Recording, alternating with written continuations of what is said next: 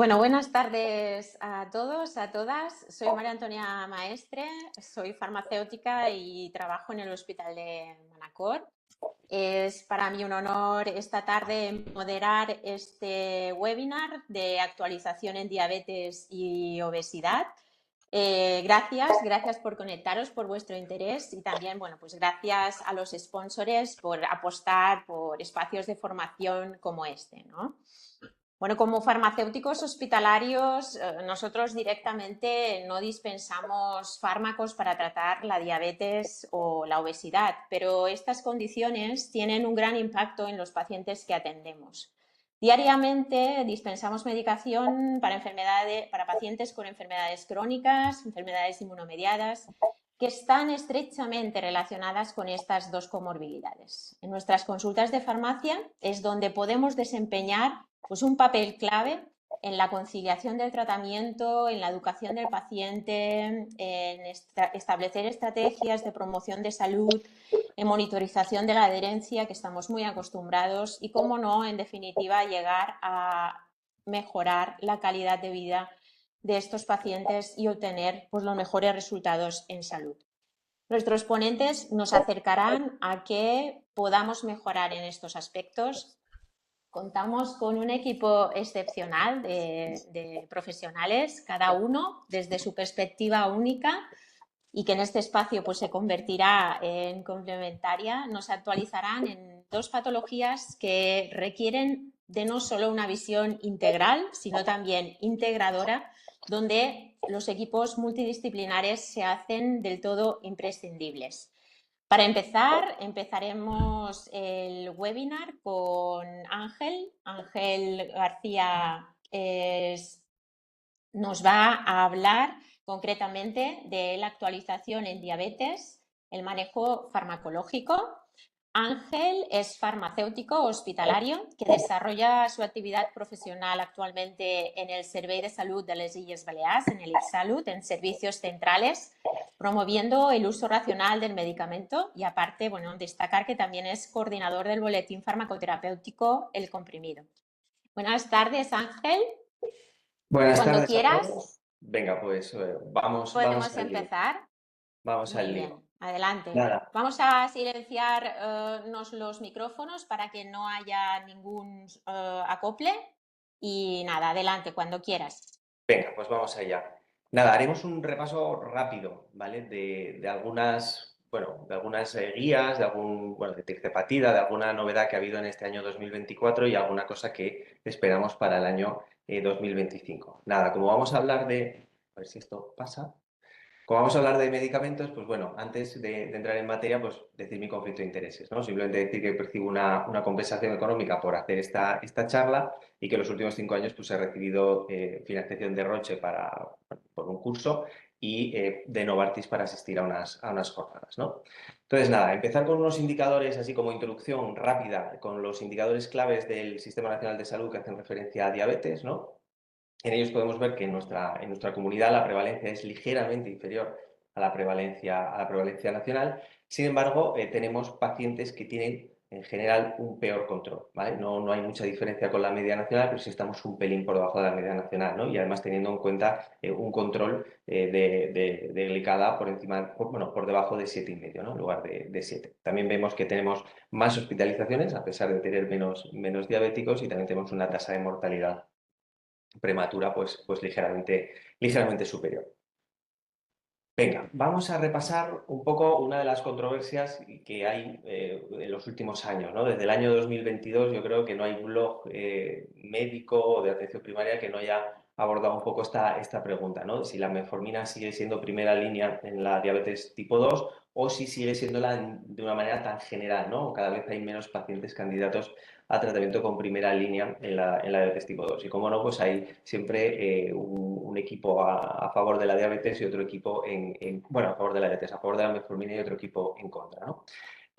Todo surge un poco con la publicación de un metaanálisis Cochrane en el año 2020, ¿no? de metformina, y luego en el año 2023 pues sí publica otro metaanálisis en red, que es este que veis aquí, el cuadro final, en el que básicamente lo que se infiere es que la metformina pues no ofrece una ventaja clara frente a los comparadores, ¿no? En este caso sulfonilurea o cualquiera que se utilizara en los estudios. Y básicamente, pues como veis, pues bueno, no sale muy bien, ¿no? Y sin embargo, pues otros fármacos como los GLP-1 o los SGLT2, pues sí tienen unas claras ventajas, ¿no? Además, la certeza de la evidencia para SGLT2 y GLP-1 pues es alta, sin embargo, para metformina, como también es un fármaco más viejo y es hijo de su tiempo, ¿no?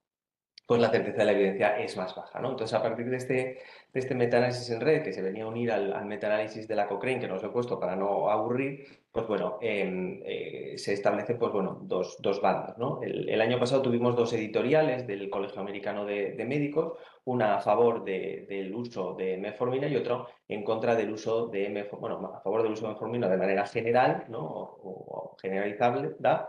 Y los que estaban en contra de seguir utilizando la metformina como primera línea, ¿no? Básicamente porque vienen a decir que los argumentos en contra de la metformina es que los datos que avalan el uso de metformina en estos pacientes para, sobre todo, variables cardiovasculares, pues proceden del ensayo UKPDS, que es un ensayo que se hizo, bueno, se diseñó en los 70 y se ejecutó desde los 70 hasta los 90, es decir, es un ensayo de otra época, por decirlo de alguna manera. Dicen que estos beneficios de metformina no han sido replicados y probablemente no lo serán porque tampoco hay un interés, ¿no? por parte de la industria en defender el papel de metformina y que los ISGLT2 y los GLP-1 pues tienen beneficios superiores, ¿no? Sobre todo en mortalidad. Y bueno, las guías también están cambiando un poco el enfoque, ¿no? Ya no tan basado en objetivos glucémicos y sí más basado en otros múltiples objetivos, ¿no? Como pueden ser cardiovasculares, renales, etcétera. Y luego, pues que también bueno, acusan un poco o critican un poco el hecho de que la metformina se ha utilizado en pacientes muy diferentes a los estudiados originalmente, ¿no? Que se ha generalizado demasiado el uso. Sin embargo, los que siguen defendiendo el papel de la metformina como un tratamiento de primera línea, pues bueno, dicen que es un fármaco con mucha experiencia de uso, muy eficaz, con bajo riesgo de hipoglucemia, es barato y es accesible, ¿no? Que esto también en una situación en la que tenemos problemas con el acceso a fármacos como los GLP-1, pues bueno, también es una ventaja añadida. Defienden el UKPDS como que era un fármaco, era un estudio que reunía los estándares que tocaban hace años, ¿no? Probablemente este estudio hoy en día yo no sé si se publicaría, ¿no? Pero bueno, en los 90 sí. Y luego, pues bueno, tenemos que los beneficios de los ISGLT2 y los GLP-1 pues se limitan principalmente a pacientes de alto riesgo. Y aquí, pues bueno, tienen parte de razón, es donde fundamentalmente se han ensayado estos fármacos, ¿no? De hecho, todos los fármacos suelen presentar un gradiente de utilidad, ¿no? Pero en estos es muy marcado, ¿no? Tanto con el SGLT2 como con los análogos GLP-1 y también con tirzepatida, ¿no? Que es el siguiente en la fila, ¿no? Esta herramienta, no sé si la conocéis, es la herramienta Bayic. Yo la descubrí hace poco y es bastante interesante, la verdad.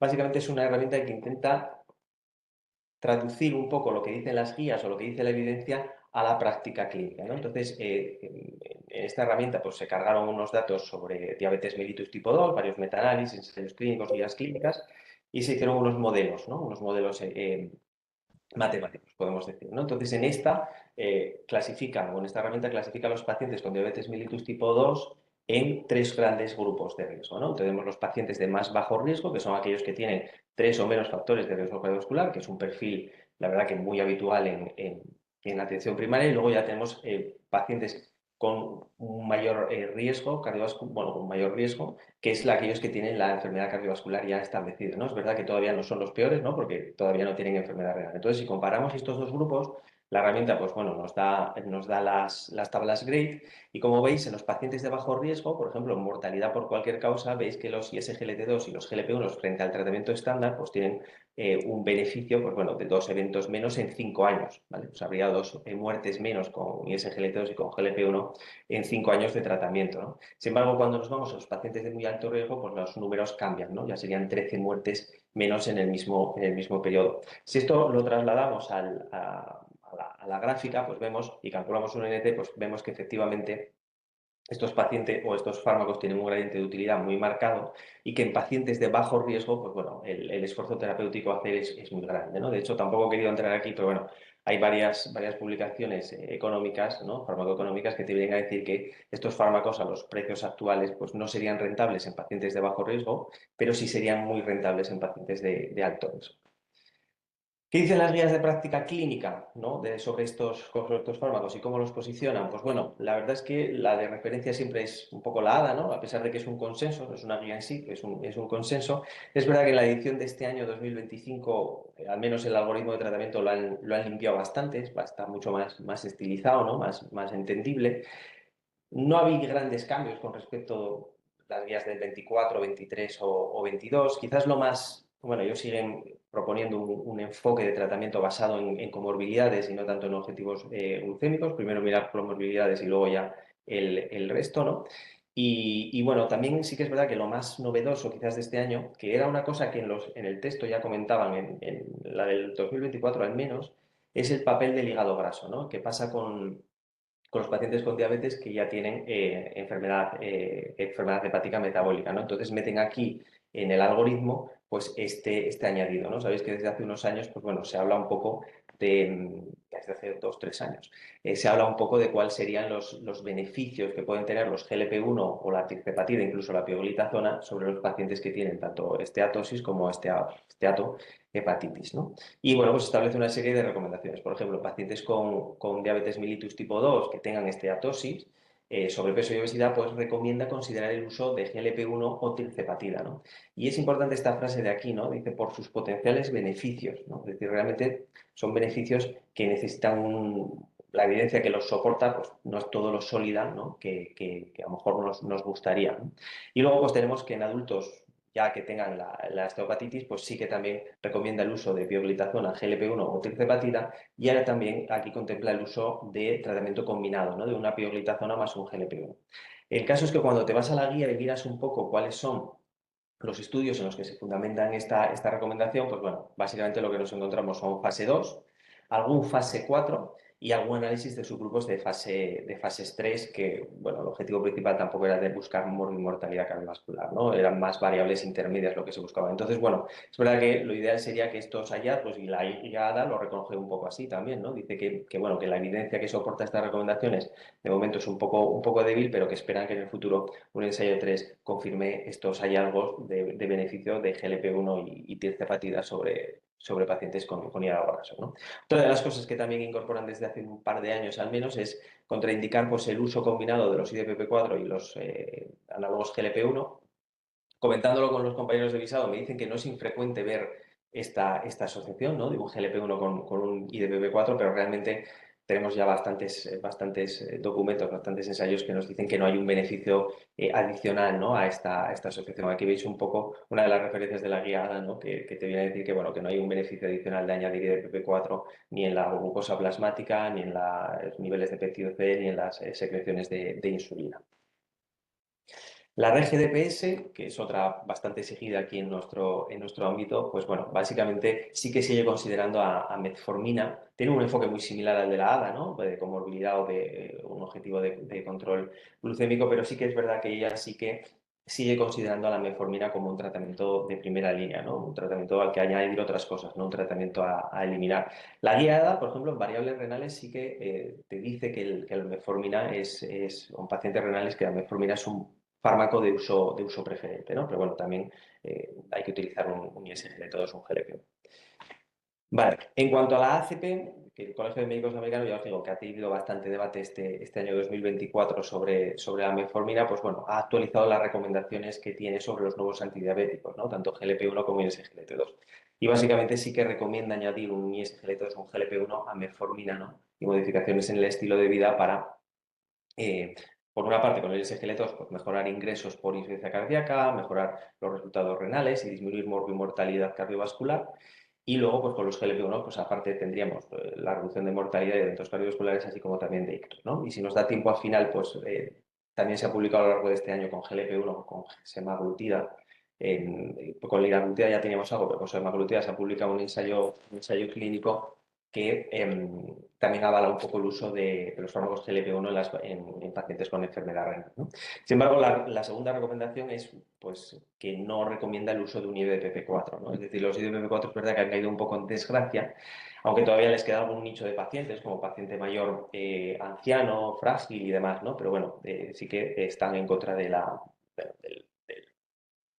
asociación, pero se prefieren los otros fármacos. Y también es verdad que sobre tirzepatida o las ansiolinas de acción prolongada, pues no emiten ninguna recomendación porque consideran que la evidencia todavía es demasiado prematura para, para emitir una recomendación. Independientemente de si cómo ponen los fármacos las guías, pues es verdad que luego nosotros en la práctica diaria tenemos una limitación, que es una limitación de financiación de los GLP-1, ¿no? Es decir, los GLP-1 tienen una indicación mucho más amplia de la que luego está financiada. Básicamente, solamente estaría financiada en aquellos pacientes con diabetes mellitus tipo 2 que tienen un índice de masa corporal por encima de 30, es decir, que son obesos, ¿no?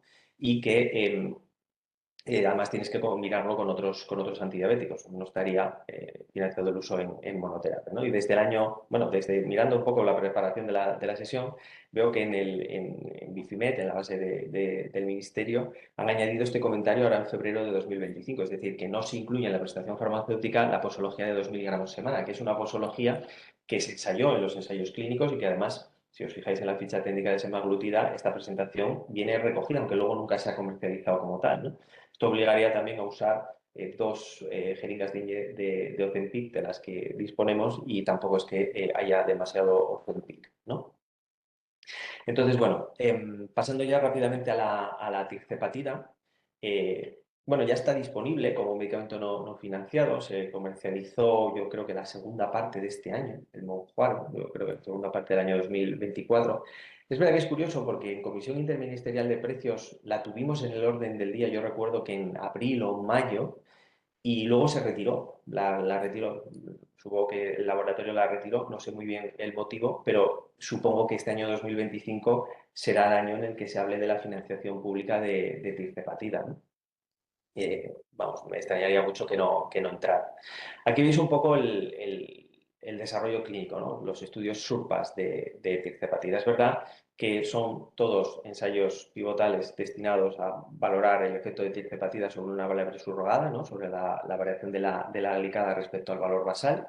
Es verdad que tres de ellos, justo los tres de los cinco que son comparados con un fármaco activo, son abiertos, ¿vale?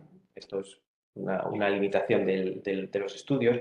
Los dos comparados con placebo fueron cerrados y aquí veis un poco los comparadores que tenemos, ¿no? Con semaglutida, insulina glucosa, insulina glargina. Y luego, pues bueno, el tratamiento concomitante en todos ellos, salvo en el SURPAS 1, se permitió el uso de metformina sin otros antidiabéticos. Aquí veis también un poco los criterios de inclusión. Lo más llamativo quizás es de que se incluyeron pacientes que ya no es que estuvieran obesos, ¿no? O que fueran en sobrepeso, sino que incluso el SURPAS 5 y el SURPAS 3 incluían pacientes que podían estar en normopeso. Los periodos de seguimiento del SURPAS 4 lo tiene un poco más largo, pero bueno, el resto difícilmente o a duras penas llegan al año de seguimiento.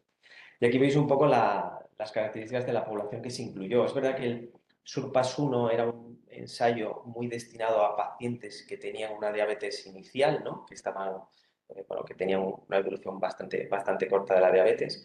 Eh, Sí que los IMCs de todos, al final, a pesar de poder incluir pacientes con IMCs bajos, la mayor parte de los pacientes incluidos tuvieron IMCs altos, ¿no? Esto es una cosa a tener en cuenta. El SURPAS 2 y el SURPAS 3 son ensayos más para una diabetes, pacientes con una diabetes intermedia, y SURPAS 4, SURPAS 5 ya serían pues, diabetes ya más evolucionadas, ¿no? Más en fases avanzadas. Aquí. Aquí veis un poco los resultados sobre la glicada, ¿vale? Como veis, pues tirzepatida fue superior tanto a placebo como a los comparadores activos en las reducciones de la glicada. Lo que todavía no sabemos es si estas reducciones adicionales de glicada se traducen en menos eventos cardiovasculares, ¿no? O en una mejor perfil renal y demás. Es decir, todavía no sabemos si tenemos una mayor eficacia en variables clínicas por una mayor reducción de la glicada. Y aquí veis un poco la reducción de peso. Es verdad que aquí en los ensayos clínicos no incluyen tratamiento estadístico, pero bueno, mirando las barritas, pues sí que vemos que la reducción de peso con tirzepatida fue superior, ¿no? a tanto a placebo como a los comparadores activos, ¿no? Fundamentalmente semaglutida, que es el comparador activo que también reduce peso. En cuanto a los resultados cardiovasculares, pues bueno, no tenemos nada de momento. Espero que este año 2025 tengamos el ensayo clínico de seguridad cardiovascular y de resultados cardiovasculares, pero bueno, sí que es verdad que en el desarrollo clínico de SURPASS se contemplaba un metaanálisis, ¿vale? Un metaanálisis con los datos de los, bueno, no solamente de los pivotales, sino de algún estudio de soporte, ¿no? Como los estudios japoneses y demás.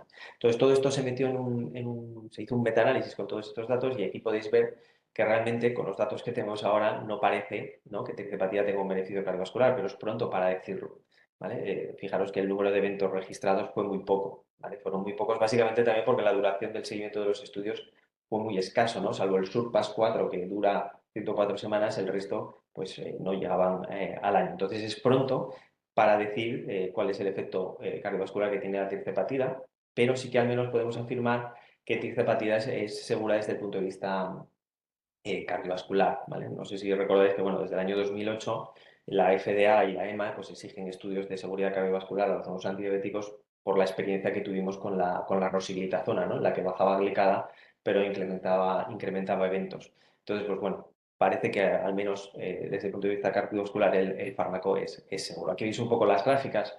Esta semana hemos estado discutiendo con algunos colegas si podríamos decir que va a haber beneficio, probablemente haya beneficio, ¿no? Pero él me decía, mira, a partir de la semana 60, ¿cuánto se separan las curvas, ¿no? Y parece que probablemente, bueno, tirzepatida va a tener beneficio cardiovascular, pero no sé si tanto como se ve aquí, ¿no? Básicamente esto es un poco una trampa porque si os fijáis, esta parte de la curva solo tenemos datos del SURPASS 4 y aquí baja muchísimo el número de pacientes en seguimiento y esto falsea mucho los números, es decir, amplifica las diferencias. Vale, en este año 2025 pues será interesante para la tirzepatida, ¿no? Básicamente porque se nos publica el ensayo de seguridad o de resultados cardiovasculares, ¿no?, de tirzepatida, que ya os digo, en principio tiene buena pinta el fármaco, pero bueno, veremos a ver qué sale. Y luego he metido este otro estudio porque es curioso y yo creo que deja ver un poco cuál puede ser la política del laboratorio a medio o corto plazo, ¿no? Y es el SURPASS Suite, que es básicamente el paso de pacientes de dulaglutida a tirzepatida, ¿no? Es decir, así como sabemos ya que Novo Nordisk va a dejar de comercializar liraglutida en el año 2026, pues bueno, parece que dulaglutida, en el momento que tirzepatida ya disponga de todos los datos y tal, pues bueno, también parece que tiene un fin relativamente próximo.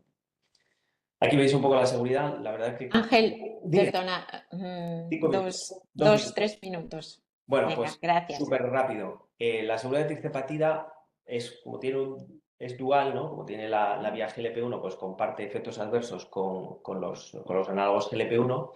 Y luego, bueno, pues hay algún otro efecto adverso que está en plan de seguimiento por la EMA, ¿no? Fundamentalmente la depresión, ¿no? Sabéis que, bueno, que también con los GLP-1 tenemos este seguimiento, ¿no? Sabéis que muchas personas utilizan lo de comer conclusivamente como un mecanismo de compensación y cuando lo que hace este mecanismo, pues hay una base que, al menos teórica, que dice que puede haber un mayor riesgo de síntomas depresivos, incluso de ideaciones suicidas, ¿no? Y luego también pues es interesante el tema del cáncer medular de tiroides por un incremento de la calcitonina, ¿vale? O sea, tirzepatida incrementa mucho los niveles de calcitonina y este riesgo pues es un riesgo potencial que los años nos dirán si, bueno, y la experiencia de uso nos dirá si es real o es teórico. Vale, aquí, bueno, simplemente decir que sí hubo más retiradas o más interrupciones de tratamiento por efectos adversos con tirzepatida que con todos los comparadores activos y placebo, ¿vale? Y bastantes más. Y aquí veis un poco un resumen de la eficacia y seguridad de los nuevos antidiabéticos, ¿no? O sea, aquí veis un poco de este metaanálisis publicado a mediados del año 2024 que realmente los fármacos que ofrecen beneficio frente a metformina con estilos de vida y con o sin sulfonilureas, pues bueno, básicamente son los análogos GLP-1 y los ISGLT2, ¿no? Bueno, es un metaanálisis en red que, bueno, con todas las limitaciones que esto tiene. Y luego, pues bueno, de cara a 2025, pues eso, sobre todo Novo Nordisk va a hacer una reorganización de portfolio, ¿vale? En cuanto a insulinas y a la retirada de Victoza, y aquí veis un poco pues cuál es un poco el programa que tienen en estos 2 años de retirada de dispositivos, ¿vale? De esto. Y nada, con esto ya acabamos, ¿sabes? Vale, Antonio. ¿Dejamos las preguntas para el final o...? Muy bien. Podemos, si os parece bien, hacer el debate al final de los tres ponentes y luego ya invitamos a los compañeros que nos hagan sus preguntas y sus aportaciones. ¿Os parece bien? Sí, perfecto. Lo que no sé si Vale, he dejado de Perfecto, pues perfecto. compartir. enhorabuena, Ángel. He ¿Perdón? dejado de compartir, ¿no? Es que no me aclaro con esta Sí, plataforma. no, Vale. ya, sí, ahora ya has dejado de compartir, Ángel. Enhorabuena por tu presentación. La verdad es que excelente. Nos has dado un repaso en muy poco tiempo espectacular a guías, actualización de nuevos fármacos, evidencia Me ha sobre ellos. quedado, Por lo me ha quedado tanto, pendiente otro ensayo interesante de semaglutida en variables renales, pero este sí que ya no da tiempo, que es interesante también. Pero bueno, si no, luego al final lo bueno, comentamos. perfecto, muy bien. Nos lo apuntamos para el debate si quieres, ¿eh?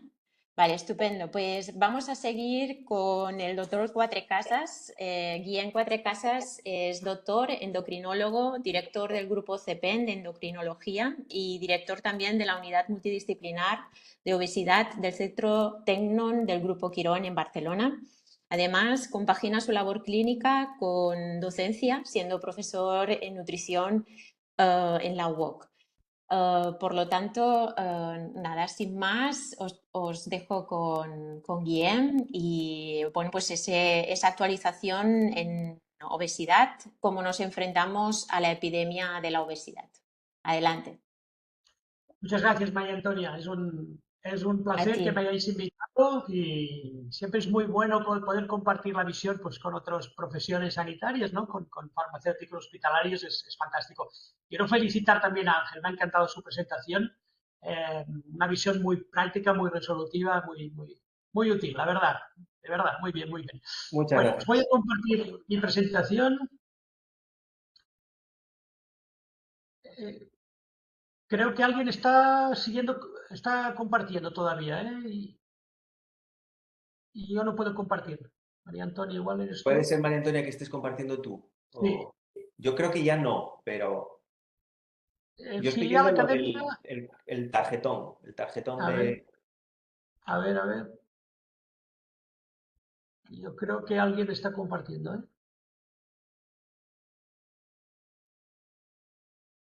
A ver si hay suerte.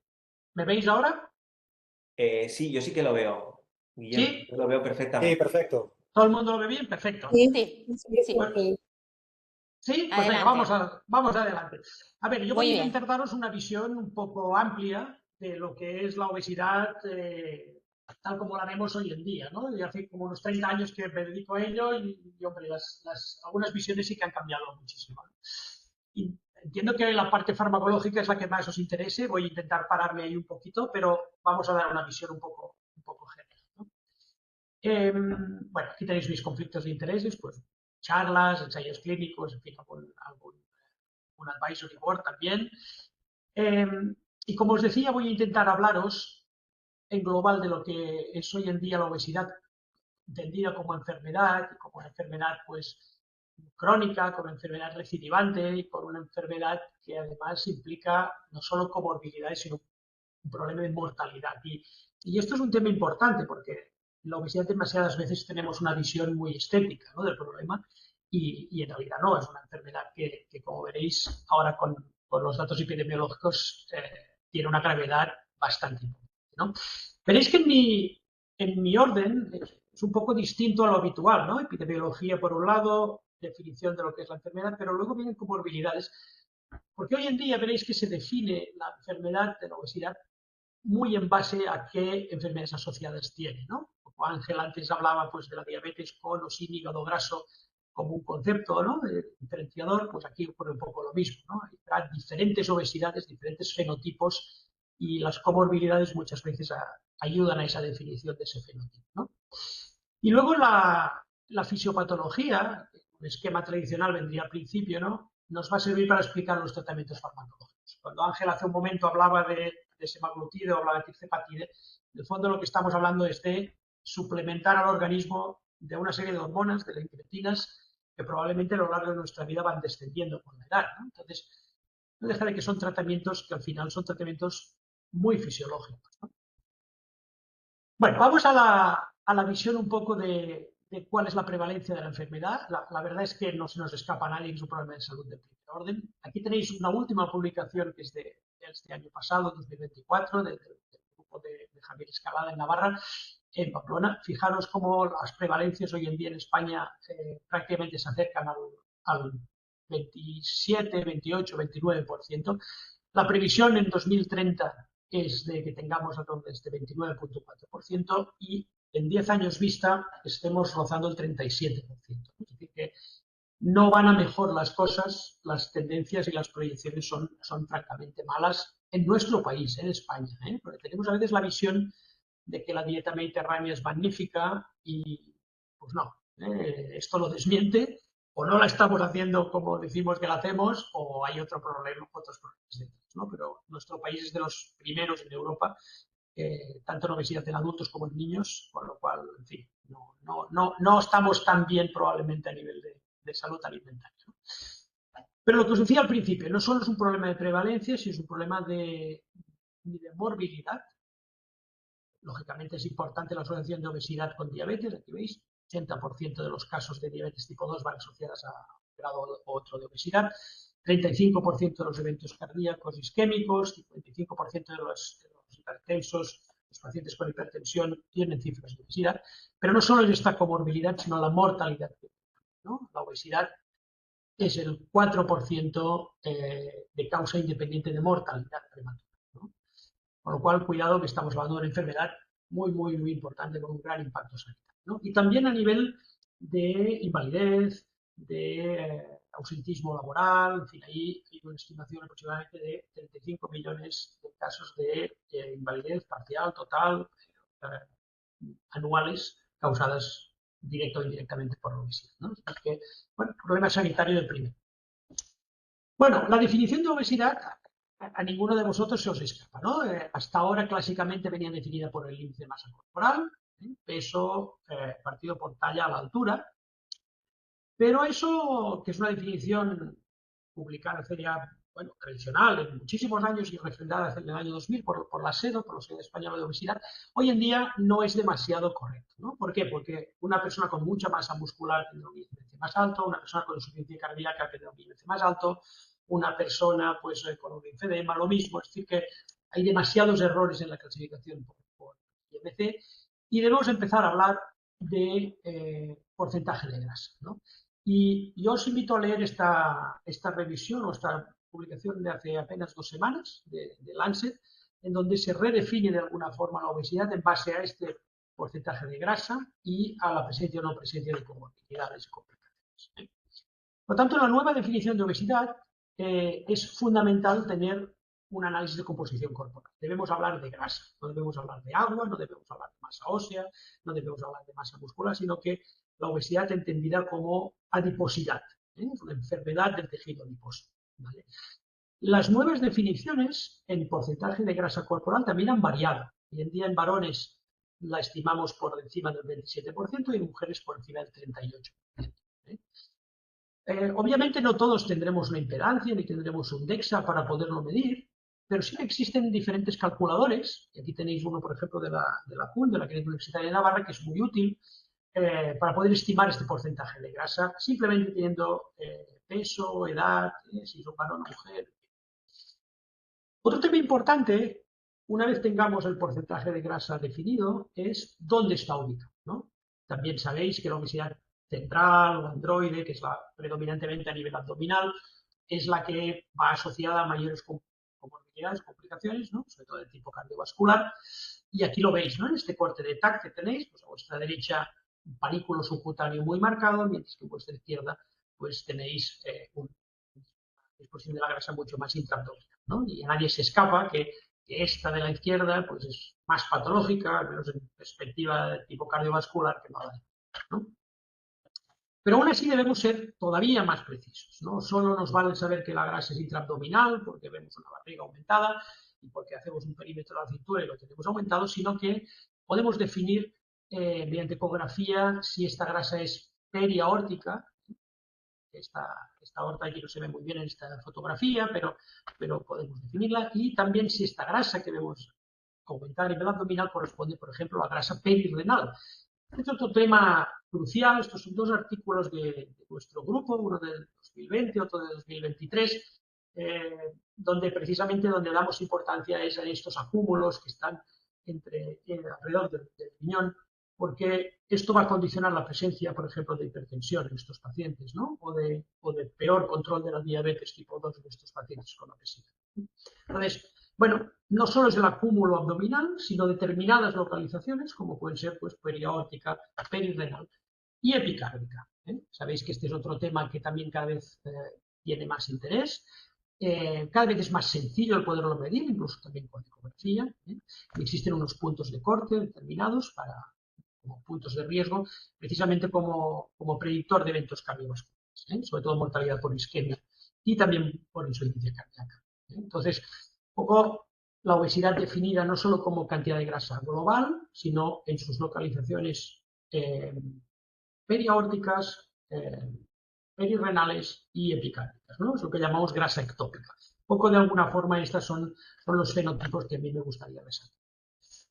A nivel clínico, y en los hospitales donde estáis, pues imagino que se utiliza también, tenemos esta clasificación, que es la clasificación de Edmonton, que es muy interesante porque precisamente da idea de la gravedad, ¿no? Un Edmonton 0 es una persona con obesidad sin más, sin ninguna enfermedad asociada.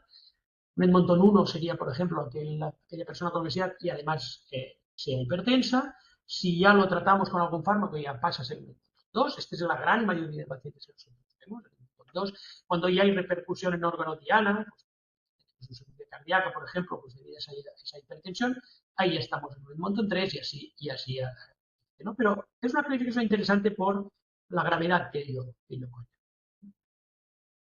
Muy bien, hemos visto epidemiología, un panorama terrorífico, hemos visto un poco la definición, sobre todo en cuanto a grasa ectópica, ¿no? Y acúmulos ectópicos de la grasa. Y vamos a hablar un poquito de fisiopatología, ¿no? Y esto es un poco una entelequia, porque la obesidad es una enfermedad tan compleja, con tantas variables externas, sociales, económicas, de horarios, de logística, culturales, ¿no? Nosotros somos un país donde prácticamente todo lo bueno y lo malo lo celebramos comiendo, ¿no? De nuestra cultura mediterránea. Entonces, ¿cómo que complicado es cambiar este ambiente obesogénico que de alguna manera tenemos inculcado en nuestra forma de ser? Y claro, todas estas variables, factores condicionantes, se suman sobre determinados procesos biológicos, genéticos algunos de ellos, adaptaciones fisiológicas algunos otros de ellos, y al final tenemos el cóctel perfecto. Es demasiado sencillo dar la culpa al paciente y decirle que, bueno, tienes más apetito, tienes más hambre y esta es la culpa de todo, deja de comer y tener una visión muy simplista donde al final lo único que pretendemos es disminuir la ingesta en base a la prohibición, ¿no? Cuando sabemos cómo de complicado es a nivel hormonal y a nivel neuroendocrino todas las señales de saciedad y de apetito, aquí las tenéis, ¿no? Pues te das cuenta que no es todo tan sencillo como, oye, deja de comer e intenta hacer un poco más de ejercicio, ¿no? Al final, los fármacos de los que hablaremos ahora, ¿no? Todos los GLP-1, donde actúan es precisamente en estas vías de señalización a través del péptido Y, ¿verdad? Y a través de la propia melanocortina, unas estimuladas y otras anuladas, ¿no? Y es simplemente una de las múltiples vías de señalización que tenemos para controlar saciedad y controlar saciedad y apetito, ¿eh? Los dos lados de la balanza.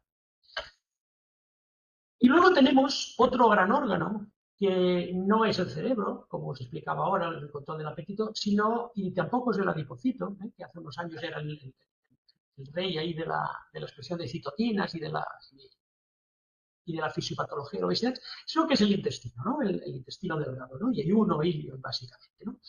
¿Y esto por qué? Pues porque hace unos años, y hace más de 20 años, se descubrieron las incretinas. Las incretinas no son más que hormonas sintetizadas en el ilio, en zonas del intestino delgado, que se producen en reacción a las comidas, ¿no?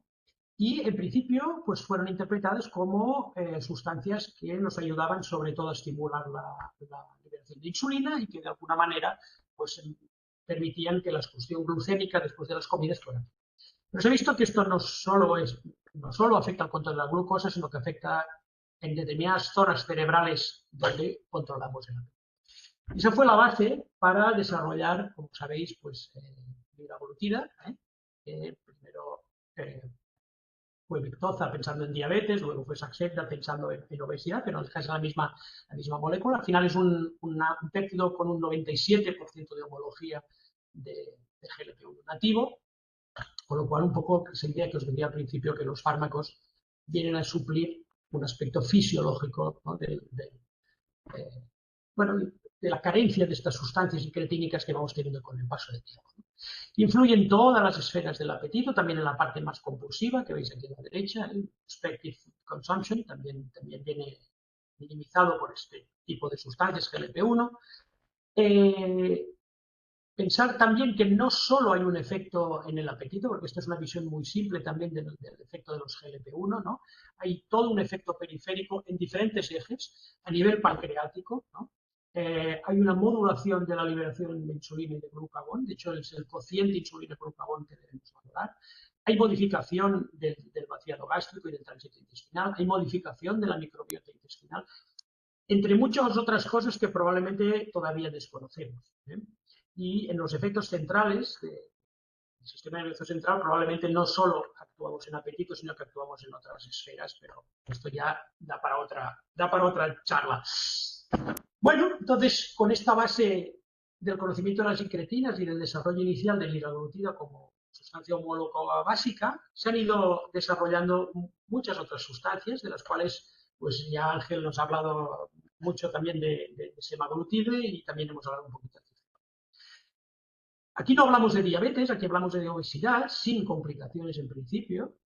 Y este es un poco el estudio pivotal, se publicó hace ya 3 o 4 años, y veis que semaglutida de alguna manera rompe un poco el esquema de que era muy difícil bajar del 10% de pérdida de peso con otras estrategias, ya sean dietéticas, ya sean fármacos, ya sea liraglutide, ¿no? Y aquí con sema, a largo plazo, más de un año de seguimiento, tenemos pérdidas cercanas al 15%, ¿no?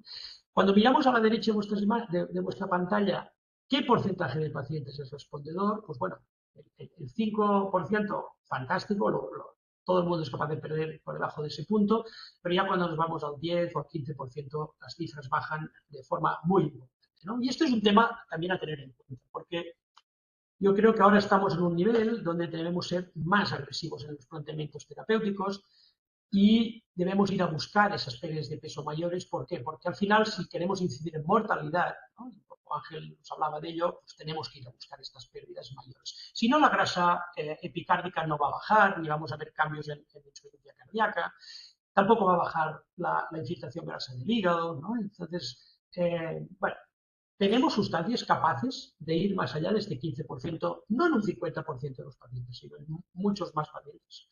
Bueno, pues ahí llega tirzepatide, que como sabéis es un dual, actúa no solo sobre receptores GLP-1, sino también sobre receptores GIP. Y este efecto GIP es interesante porque hace una lipólisis directa, induce lipólisis. De todas las incretinas es la única donde existen receptores en el adipocito, ¿no? Por lo tanto tiene un efecto directo ahí. Y ahí somos capaces de perder pues este 26% que tenéis ahí, también un poquito más de un año y medio de seguimiento. Y además se consigue relativamente rápida esta pérdida del 20%, porque al final lleguemos al 26%, pero este 20% conseguimos más o menos en 6 meses de tratamiento. Es decir, que a diferencia de SEMA, pues IRCE parece ser un fármaco un poquito más rápido, un poquito más potente. Porcentaje de respondedores de este 15% de pérdida de peso, pues bueno, aquí ya nos vamos prácticamente a 3/4 partes de los pacientes. No es el 100%, pero sí tenemos un porcentaje mayor del que teníamos con Tiremasol. Y bueno, un poco dedicado a vosotros, farmacólogos, aunque farmacéuticos hospitalarios, que seguramente tenéis incluso más información que yo, esto es un poco el pipeline que se nos viene. Orforglipron, que es un GLP-1 oral, esto va a estar muy pronto en el mercado, buenas pérdidas de peso, muy fácil de usar. pastilla diaria, no como el sema oral, que tiene muchas interacciones. Este no hará falta ni esperar media hora, ni hay interacciones con otros fármacos. Esto yo creo que va a romper un poquito en las guías clínicas, va a ser probablemente la primera elección, ¿no?, en el tratamiento de la obesidad. Sema oral a dosis muy alta, veremos la tolerancia digestiva de este tema, pero bueno, eso también se nos viene pronto encima. Survodutide, que es de Boehringer, es un dual GLP-glucagón, también con pérdidas de peso muy interesantes. Tirce, que ya lo tenemos, pero lo tenemos en España solo en 10 miligramos, a ver si llega al de 15 miligramos y conseguimos un poquito más de potencia, y sobre todo el lo que tiene es el retratutide.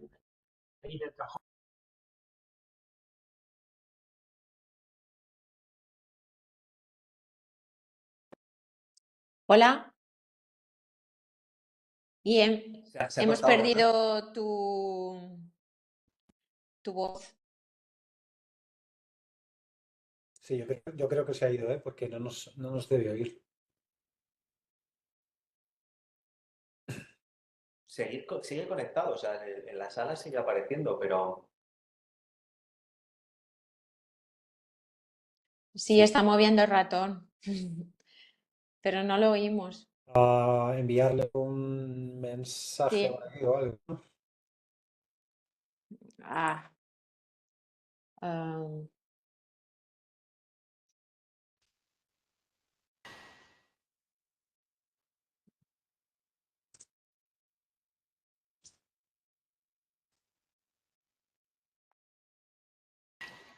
Hola.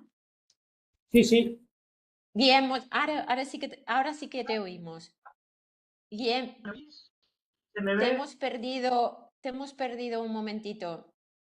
¿Veis? Estamos en la diapositiva que has pasado, pero no Vale. hemos oído nada desde el Vale. principio de esta diapo. ¿Ahora me oís? ¿Me oís bien ahora? Sí, ahora sí. Sí. Vale, perfecto. Ahora sí. Lo siento, hay problemas con internet, yo creo. Vale.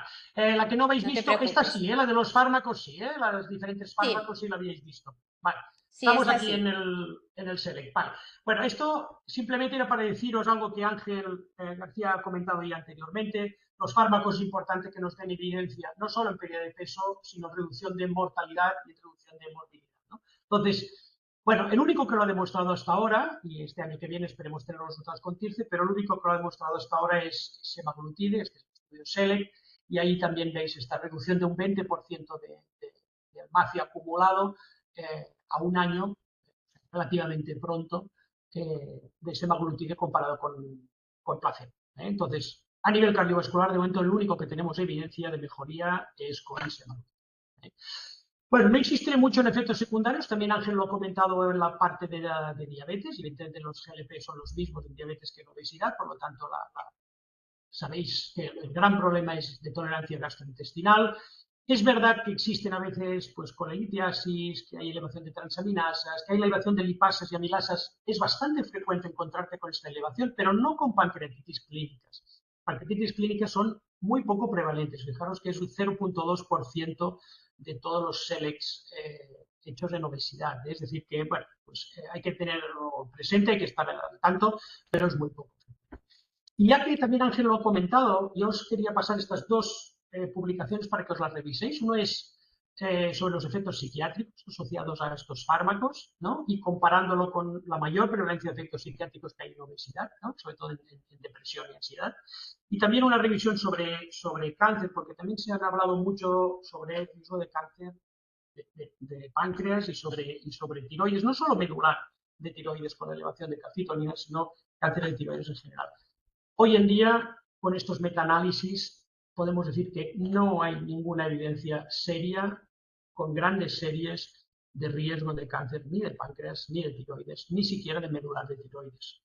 Entonces, bueno, estamos delante de fármacos que globalmente son muy seguros, clínicamente tenemos pocos problemas con ellos, siempre y cuando los sepamos usar en aquellos pacientes que lo necesiten y en las dosis correctas y con la progresión correcta, lógicamente, ¿no? Pero bueno, estas dos referencias yo creo que son importantes porque pueden romper un poco esto, ¿no? Y creo que no tengo mucho tiempo más, María Antonia. Quería hablaros... Te iba a decir 2 minutos. Vale, pues bien. en dos minutos simplemente daros una idea sobre que el tratamiento farmacológico no puede ir solo, tiene que ir acompañado, lógicamente, de un abordaje más multidisciplinario. Una parte es dietética, lógicamente, y aquí tenemos todas las opciones abiertas, es decir, hay gente que prefiere dietas bajas en grasa, que serían las tradicionales, en cambio dietas bajas en carbohidratos, como esta diapositiva que tenéis aquí, pues parece que hacen perder más peso. Las dietas bajas en grasa quizá tienen ventajas, sobre todo en el control de comorbilidades, como las tensiones arteriales, por ejemplo, ¿no? Entonces, bueno, ahí tenemos para todos los gustos. Dietas que se han puesto muy de moda, como el ayuno intermitente, es una publicación de un Nature que ha salido hace relativamente poco y es un grupo español, además, pues parece que el ayuno intermitente no mejora demasiado, al menos en cuanto a composición corporal, la grasa visceral. Por lo tanto, a nivel dietético también está todo por hacer, todo por decir, y un poco pues aquello que más motive al paciente es lo que conviene hacer, ¿no? Y una breve frase sobre ejercicio físico, pensando sobre todo en niños, estos son los resultados de la Fundación Gasol, que trabaja mucho en obesidad infantil. Fijaros cómo nuestros niños, pues 63% de ellos no hacen ningún tipo de actividad física suficiente, ¿no? Esto es verdaderamente alarmante y esto explica el gran problema que tenemos de prevalencia de obesidad en niños, ¿no? Tipo de ejercicio, ahí también han cambiado las cosas. Igual que os decía que en las dietas un poco todo vale, baja en carbohidratos, baja en grasa, tiene ayuno intermitente. En ejercicio ocurre un poco lo mismo. Debemos hacer ejercicios sobre todo de fuerza. El que tiene poco tiempo, lo que nos interesa es que nos hipertrofie la masa muscular. Esto es un poco algo que es diferente de lo que decíamos hace unos años. Y si podemos hacer una combinación de fuerza y aeróbico, concepto que se llama HIIT, pues probablemente es el que, de un punto de vista de composición corporal, como veis en esta imagen, es el que tiene más beneficio. Ahí es donde hay más reducción de la grasa visceral, de la grasa intramuscular. Y eso ocurre porque el músculo, igual que hablábamos antes del adipocito, hablábamos antes del intestino, pues el músculo, como fibra muscular, se comporta como un órgano endocrino, ¿no? Ahí se producen determinadas mioquinas que tienen efecto pues, en diferentes sistemas del organismo. A nivel de la parte psicológica también daros simplemente una pincelada sobre lo que es el estigma. Yo creo que esta es una de las partes más importantes para nosotros que somos clínicos, es decir, tenemos que luchar muchas veces contra esta estigmatización desde el propio profesional de la medicina. Ahí tenéis a la derecha una publicación también nuestra que está abierta, que la podéis consultar en Frontiers.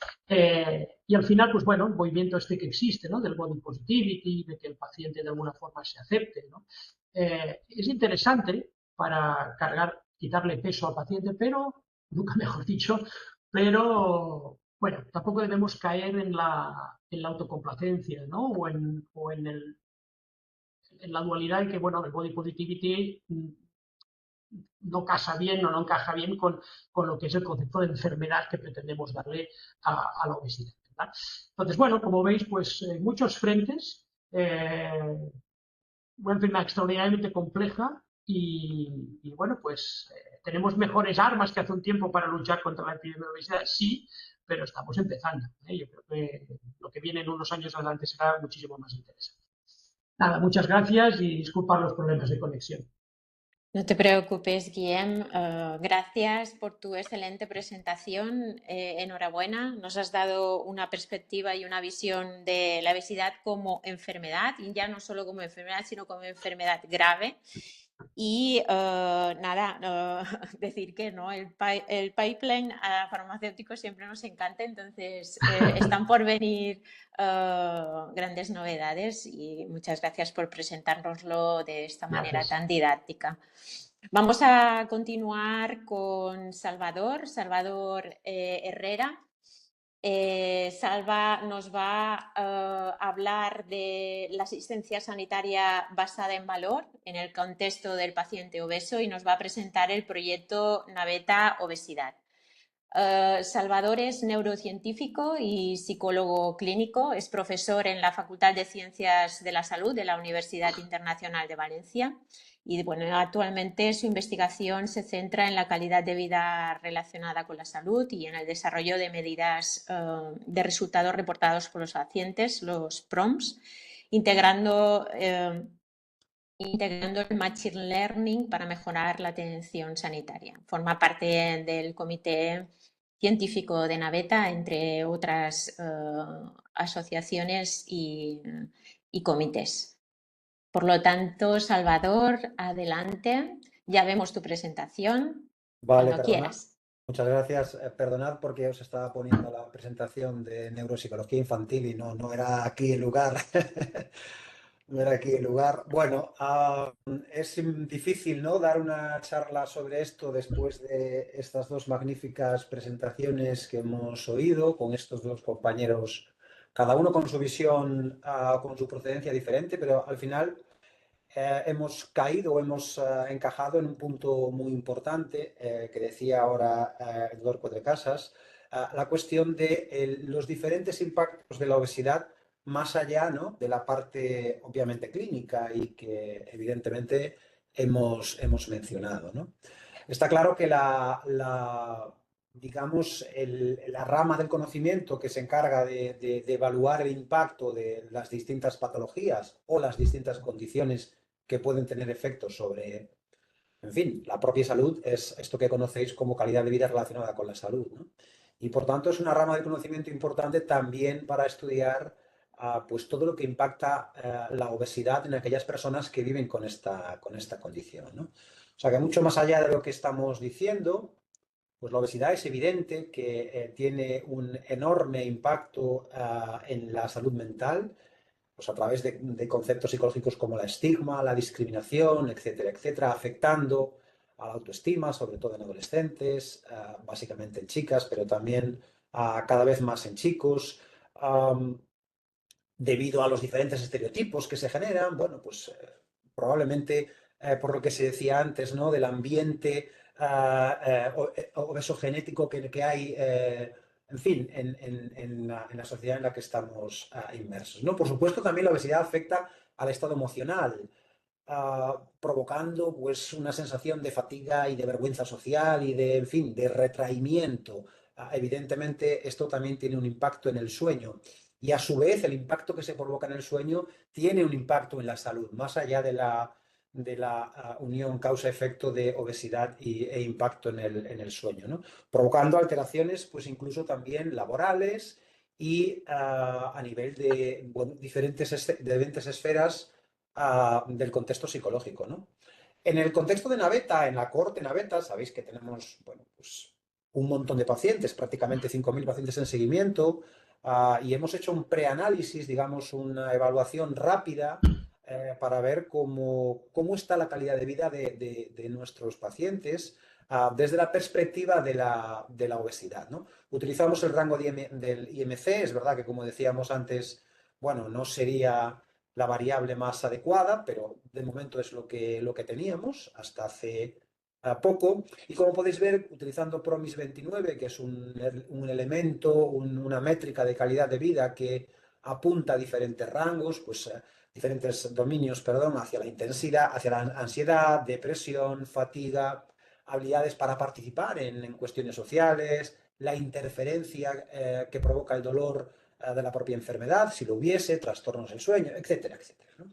Pues aquí, como podéis ver, en pacientes de psoriasis y en pacientes de migraña, tomados un poco al azar estas dos patologías, pues podemos ver que en general, en todas las dimensiones, en los pacientes con o bien obesidad o bien sobrepeso, en general tienen una puntuación peor en lo que denominamos calidad de vida, ¿no? Entonces esto nos hizo, digamos, poner o proponer la idea de establecer, bueno, pues un marco contextual y un marco empírico para poder tomar datos en un contexto de real world data, ¿no? Y poder, digamos, aumentar el nivel de evidencia. Antes decía, creo que Ángel, si no le ha notado mal, ¿no?, que todavía los análogos de GP1 y algunos otros fármacos estaban necesitados de un cierto plus de evidencia, sobre todo en algunos aspectos, ¿no? Algo que también se puede deslizar de los comentarios de Guillén. Por tanto, en ese contexto, en aumentar la evidencia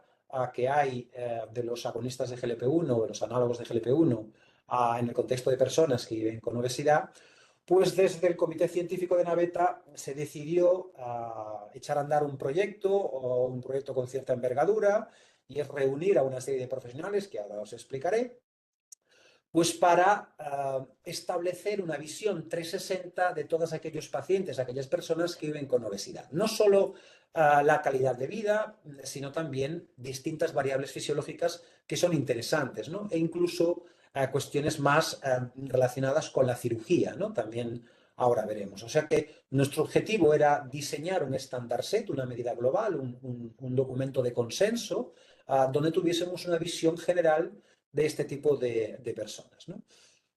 Uno de los, digamos, ejes principales, uno de los puntos principales, uno de los encargos principales al comité es, bien, de toda la panoplia que hay, de la cantidad de cuestionarios que evalúan la calidad de vida en el contexto de la obesidad y fuera del contexto de la obesidad, ¿no? Hay diferentes métricas que son transversales y pueden ser aplicadas en prácticamente cualquier condición. Bueno, pues uno de nuestros trabajos fue, como luego os enseñaré, en fin, poner un poco blanco sobre negro qué es lo que sería oportuno utilizar en nuestro contexto, ¿no? Luego nuestro sistema sanitario tiene ciertas, bueno, pues especificidades y ciertas diferencias con a lo mejor los sistemas anglosajones, donde puede haber algún estándar set pues, más instaurado, etcétera, etcétera, ¿no? Por supuesto, queríamos incorporar variables fisiológicas y ya no solo de fisiopatología, sino también cuestiones médicas y clínicas relevantes que complementasen la perspectiva del paciente y, por tanto, tener este círculo, ¿no? Esta visión global, bueno, del contexto de este tipo de personas que viven con obesidad, ¿no? Y en última instancia, nuestro objetivo es llevar este, digamos, experimento teórico que realizamos, y ya os enseñaré, a el contexto del real world data, es decir, colocar este estándar set en un sistema informático y poder recoger datos durante un tiempo, durante probablemente un año o un año y medio, 18 meses, para poder evaluar, digamos, la evidencia que somos capaces de recoger a través de estas cuestiones que estamos comentando, ¿no? También aplicaríamos técnicas de machine learning, bueno, en fin, una vez que se tengan los datos, iremos a ver o iremos a aportar la máxima evidencia aportando el mayor valor posible a estos datos, ¿no?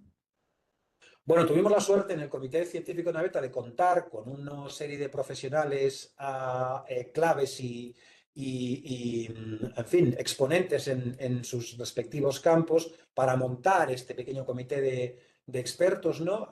Bueno, pues hemos tenido, como veis, empezando por nuestra moderadora, la doctora María Antonia Maestres, especialista en farmacia hospitalaria, doctor José María García, relacionado con la cirugía bariátrica, por supuesto, a Guillén Cuatrecasas como médico especialista en endocrinología y también con Josep Lluc, que estaba, digamos, encargado de la parte de la nutrición y todo el contexto que también decíamos antes, tan importante para no solo centrar nuestra visión en la parte farmacológica, ¿no? Bueno, este comité pues estuvo, digamos, apoyado, y hay que decirlo, ¿no? Tanto por Lilly como por Novo Nordisk, y digamos que el documento final fue visado, chequeado, estudiado y en algún comentario se nos aportó por parte de la Asociación Nacional de Personas que Viven con Obesidad, antiguamente ISPARIS, ¿no? Y por tanto, bueno, pues los coordinadores, el doctor Mercadal y yo mismo, queremos dar las gracias a todo el comité, ¿no?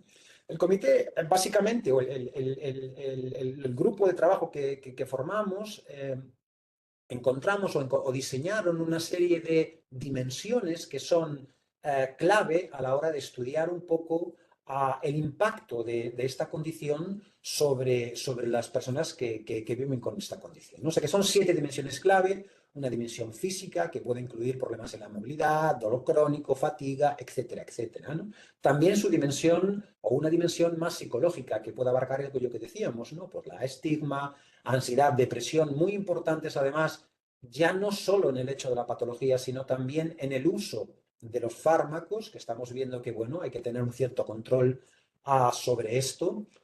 Por supuesto, una dimensión social que tiene un impacto directo en la parte psicológica, ¿no? La integración social, el apoyo de distintos familiares y amigos, etcétera, etcétera, ¿no? La dimensión de sueño, por ser un elemento recursivo y que probablemente mantenedor de una cierta patologización de la situación de obesidad, por supuesto la dimensión alimentaria, como no la dimensión farmacológica en cuanto a la percepción de los pacientes de la satisfacción con el tratamiento, con la molécula, pero también con la vía de administración y con otra serie de cuestiones que impactan, en realidad tienen impacto claro sobre la adherencia o la adhesión a ese tratamiento, ¿no? Por supuesto, efectos adversos, etcétera, etcétera. Y finalmente, cómo no tener un espacio importante dentro de nuestros objetivos y nuestros resultados, que fue evaluar la experiencia o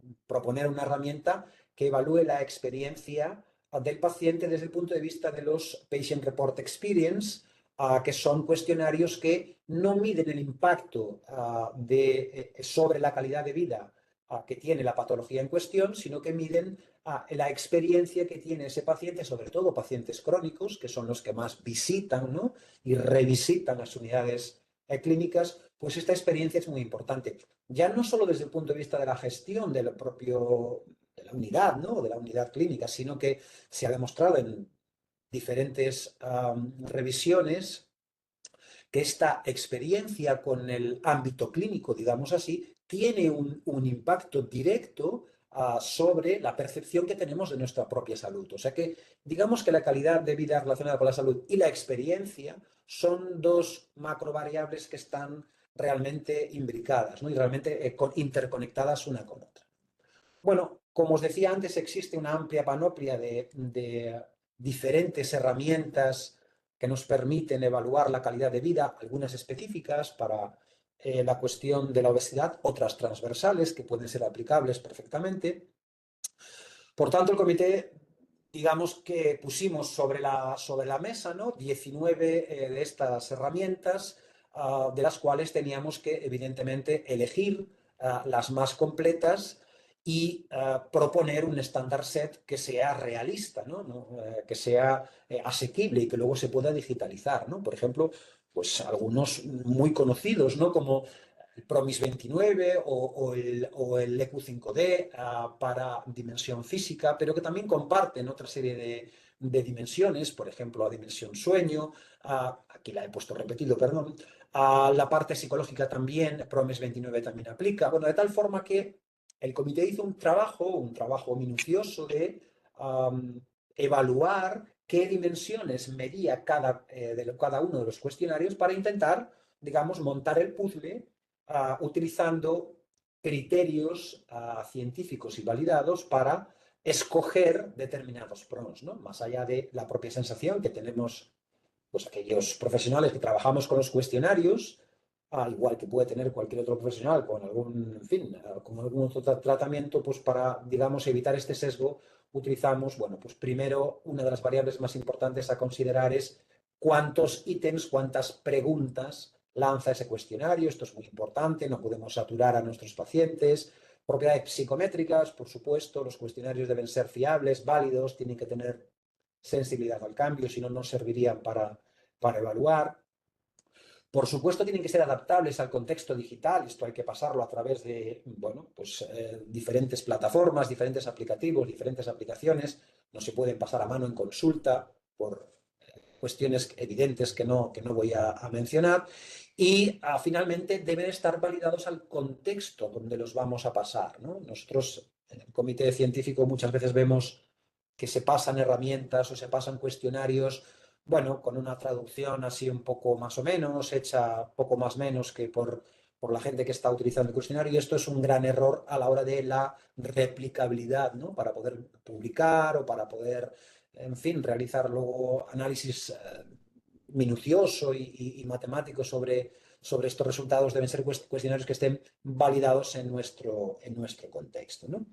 Y por tanto, después de este trabajo que se hizo por parte de todos los miembros del comité, del grupo de trabajo, de los diferentes workshops que hemos ido montando, llegamos a, digamos, un consenso final, un grupo de herramientas PROMS y también un PREM, que decidimos o que estimamos que son los suficientemente amplios para abarcar, digamos, todas aquellas áreas o aquellas facetas que desde la perspectiva farmacológica, clínica, de la endocrinología, etcétera, etcétera, desde la psicología, la farmacia, consideramos que es lo necesario, ¿no? Y por tanto nos quedamos, bueno, pues aquí veis, ¿no?, simplemente por mencionar alguno, conocido, el PHQ-9, que es un cuestionario muy conocido y muy clásico, ¿no? Que mide depresión y además tiene una pregunta de riesgo de ideación suicida, importante en este caso. Bueno, algunos índices del sueño, el Morinsky, que sería, bueno, pues como sabéis, un cuestionario que está implicado en la adherencia al tratamiento, y luego también algunos cuestionarios importantes que sí, ya se han mencionado brevemente, el QOL-OD es un cuestionario que nos permite evaluar el estado físico, social, la autoestima y el impacto sobre la vida sexual de la depresión, ¿verdad? Finalmente, también, como decía, utilizamos un cuestionario de experiencias, un cuestionario realizado por profesionales dentro del contexto del sistema sanitario español y, por tanto, digamos que encaja mucho mejor que otros cuestionarios ampliamente utilizados, pero que han sido desarrollados para contextos pues más bien anglosajones o Países Bajos, donde, bueno, pues puede que en algunos casos seamos un tanto diferentes. Estimamos que la frecuencia oportuna de recogida de estos datos es cada 6 meses, una vez que tenemos a los pacientes en seguimiento, las personas que viven con obesidad en seguimiento, para tener, digamos, un punto cada 6 meses y poder evaluar la progresión en el contexto del tratamiento con estos GLP-1, ¿no? Estos análogos de GLP-1. Por tanto, sería enriquecer la evidencia más allá de las cuestiones meramente clínicas o farmacológicas. Por supuesto, no nos olvidamos en nuestro estándar set de cosas o de elementos importantes y que probablemente sean variables que afecten a la variable dependiente de la calidad de vida de estos pacientes, como su historia clínica, los antecedentes cardiovasculares, aquí hemos mencionado, en fin, síndrome de la apnea de sueño, algunas enfermedades digestivas, antecedentes psiquiátricos, etcétera, etcétera. Por supuesto, diferentes parámetros relacionados con la fisiología, por decirlo así, de la obesidad, pues como el índice de masa corporal, la circunferencia de cintura, también la clasificación Edmonton, que se explicó anteriormente. Es importante, hemos, digamos, concluido que es importante tener en consideración todos aquellos eventos, digamos, relativos con la cirugía bariátrica previos a la utilización de estos fármacos, algunas complicaciones quirúrgicas que se pueden derivar de ello y tanto, digamos, más cercanas a la intervención como de manera más dilatada en el tiempo, más tardías, ¿no? Y finalmente, y con esto concluyo, por supuestísimo, hilando lo que decía antes Guillén, la obesidad no es una patología que se pueda manejar o una situación que se pueda manejar únicamente desde la perspectiva del tratamiento médico o incluso incluyendo en esto la calidad de vida, ¿no? Sino que requiere de distintos cambios conductuales. Evidentemente, ejercicio, pero la alimentación debe ser un factor importante, ¿no? Y por tanto aquí en nuestro estándar set también, en fin, hemos tenido en consideración esto y para eso tenemos pues un cuestionario que evaluaría, pues, bueno, en fin, el control de porciones, planificación y porción de comidas, digamos lo que es la conducta relacionada con la comida y la alimentación, ¿no? Bueno, esto que os estoy contando así muy brevemente está, digamos, eclosionado y digamos, explicado en un documento de consenso que tenemos aquí en la web. Aquí os dejo el QR, si queréis escanear podéis descargaros el documento donde explicamos un poco todos los pasos y, en fin, a lo que hemos llegado, ¿no? Bueno, sin más, daros las gracias por la atención y, bueno, si hay alguna pregunta, podremos entrar ahora en un brevísimo debate, supongo, ¿no? Muchas gracias, Salvador. Nada, fantástica la presentación. Enhorabuena. Enhorabuena por el proyecto y por la fantástica coordinación que hicisteis del grupo. Y nada, ha venido pues a enriquecer, ¿no? A enriquecer, como tú bien decías, ir hacia esa medicina pues basada en valor, ¿no? Por lo tanto, bueno, ahora sí que ya podemos pasar a ese breve debate. Vamos a ver si hay alguna pregunta en el chat.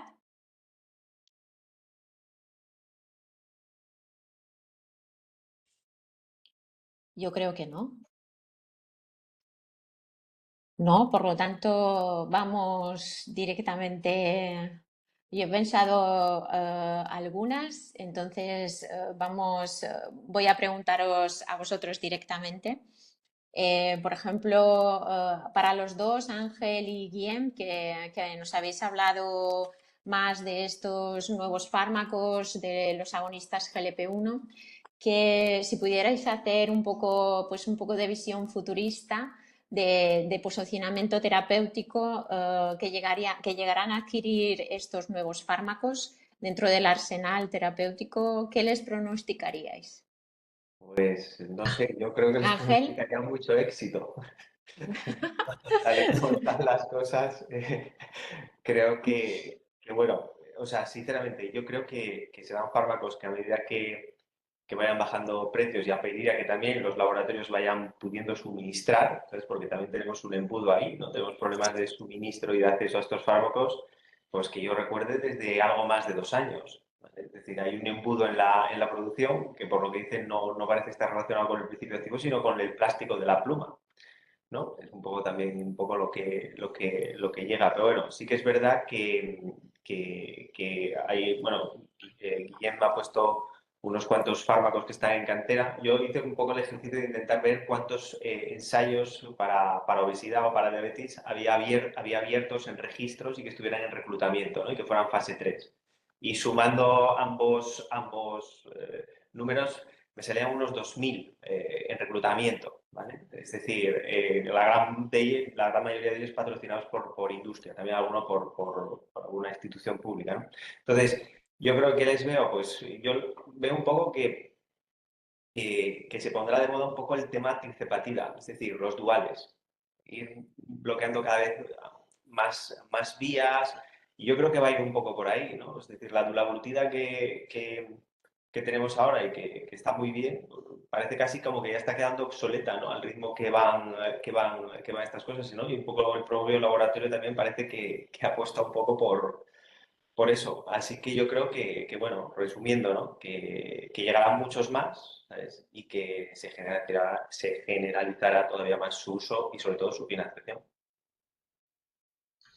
Yo, sí, sí, sí, bien, estoy totalmente de acuerdo con lo que dices, Ángel. En el campo específicamente de la obesidad, yo sí que creo que vamos a tener guías de tipo las que existen en la diabetes con diferentes tipos de GLP-1. Es decir, tal como yo lo visualizo, dentro de 2 o 3 años a mucho tardar tendremos un oral como primera opción.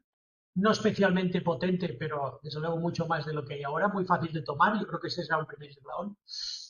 Después habrá un segundo escalón donde pues, probablemente semaglutide, tal como la conocemos ahora, ya no va a existir, sino que van a haber prácticamente duales, ¿no? Y ahí no es que se ha quedado un poquito más atrás, va a sacar con cagrisema seguramente pues, un dual, ¿no? Y ahí tendremos duales con glucagón, duales con GIP, duales con amilina, entonces ahí tendremos un segundo escalón, esa guía con duales. Luego vendrán fármacos con 3 agonistas, 4 agonistas, y el motivo de todo eso, sobre todo, es luchar contra un problema que es la adaptación al fármaco. Es decir, tenemos eficacia, más o menos, tolerabilidad digestiva, más o menos, pero el gran problema contra el que nos enfrentamos es que estos fármacos, más allá de un año y medio, 2 años de tratamiento, pierden potencia. Hay claramente una adaptación. Hay una down regulation del receptor y hay pérdida de eficacia de ese fármaco y persistencia de los efectos secundarios. Entonces, ahí es el gran problema. Entonces, ahí con un triple agonista, probablemente, desde un punto de vista biológico, es más difícil que el cuerpo se adapte, ¿no? Y persiste ese efecto de esa eficacia más a largo plazo. Yo creo que ese es uno de los grandes retos que tenemos. Y otro gran reto es que no nos vamos a conformar simplemente con que baje peso o que baje porcentaje de grasa corporal, sino que la baje donde la tiene que bajar. Es decir, que nos baje el subcutáneo nos da igual, pero que nos baje la grasa epicárdica no nos va a ser igual. Y que nos mejoren los bases a largo plazo, esto es súper importante, ¿no? Entonces yo creo que vamos a tener un shift aquí de simplemente pensar en pérdida de peso en bruto a pensar en, bueno, pues vamos a ver si pierde peso y eso implica una mejoría cardiovascular importante. En el fondo, diabetes y obesidad, desde una perspectiva cardiovascular, van a estar prácticamente solapadas. Es decir, que al final, pues probablemente van a ser la misma enfermedad del síndrome metabólico en diferentes estadios, ¿no? En diferentes etapas. Es tal como yo lo veo, María Antonia. muy bien. Tenemos una pregunta en el chat. Bueno, os felicita a los tres por las presentaciones y nos comenta que, dados los resultados probados de los agonistas GLP-1 independientemente del IMC, sorprende que se mantenga la limitación de su financiación en pacientes con diabetes mellitus con IMC más de 30. ¿Cuál sería vuestra opinión al respecto? Ángel, ¿llegas tú? Venga, o tú, me da igual. A ver, la verdad es que es verdad a ver, que yo creo que, bueno, aquí hay dos cosas, ¿no? Es verdad que la mayor parte de los pacientes, al menos de los fase 3, siempre son gruesos, o sea, sí que tienen unos IMCs largos, o sea, los IMCs medios, por ejemplo, de triptopatía están bastante por encima de 30. Y yo creo que, bueno, que es un poco también por respetar un poco el perfil de paciente que participa en los ensayos.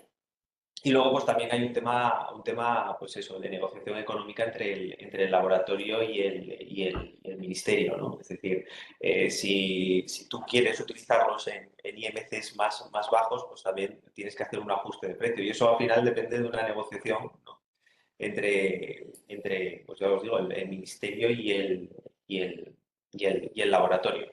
Entonces, bueno, yo sí que creo que a medida que va pasando el tiempo se relajarán estas restricciones de IMC, pero no sé cuánto se mantendrá, pero vamos, hay un criterio económico que es claro en estas restricciones y luego por otra parte hay un criterio de la mayor representatividad de pacientes en ensayo. Sobre todo en los Pensad, pivotales, ¿eh? En los pivotales, porque es verdad que luego salen un montón de vida real en la que ya no se usan con esas condiciones, pero es verdad que la mayor parte de los ensayos que se revisan cuando se revisa financiación son los pivotales. fijaros Así que es. si miramos pacientes con IMC de menos de 30, de la franja de sobrepeso grado 2, entre 27 y 30, y estudiamos ahí porcentaje de grasa corporal, tenemos alrededor de un 30% de esa cohorte que en realidad tiene obesidad.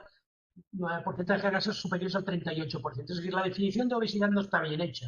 Entonces, fijaros si al pool que ahora tenemos, que es IMC más de 30, le añadimos un 30% más, que es la franja esa de sobrepeso que en realidad tiene una obesidad, metabólicamente hablando.